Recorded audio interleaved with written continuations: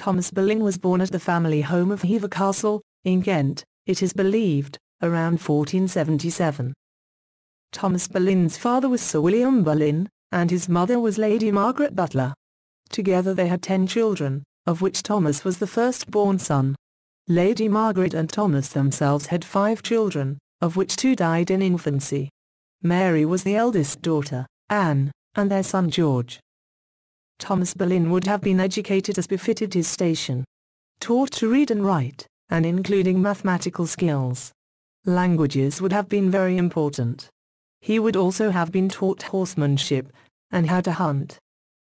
Thomas Boleyn had an interesting career. He was given the task of escorting Margaret Tudor, King Henry VIII's sister, to Scotland, for her marriage to James IV of Scotland, and given the honour of being made Knight of the Bath, at Henry VIII's coronation. He would be appointed ambassador to the Low Countries, bringing him into the orbit of the Archduchess Margaret of Austria, with whom he got on very well.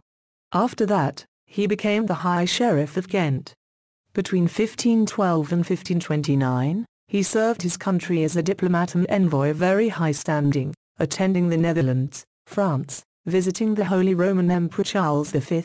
He travelled as part of a large contingent to France in 1527, and in 1529, to see jointly, His Holiness Charles V, and Pope Clement VII, seeking the annulment of the marriage between King Henry and Catherine of Aragon. Thomas Boleyn would become most famous, not so much on his own behalf, although he was a very ambitious man, but for his daughters, Mary, and Anne. Mary would become Henry VIII's mistress for several years, even, allegedly, bearing 2 children by him.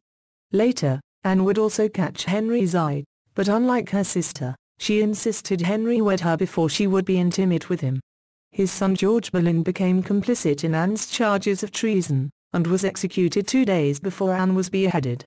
Having seen 2 of their 3 children put to death, Thomas Boleyn's wife, having retired to the country after the loss of her children, died 2 years later.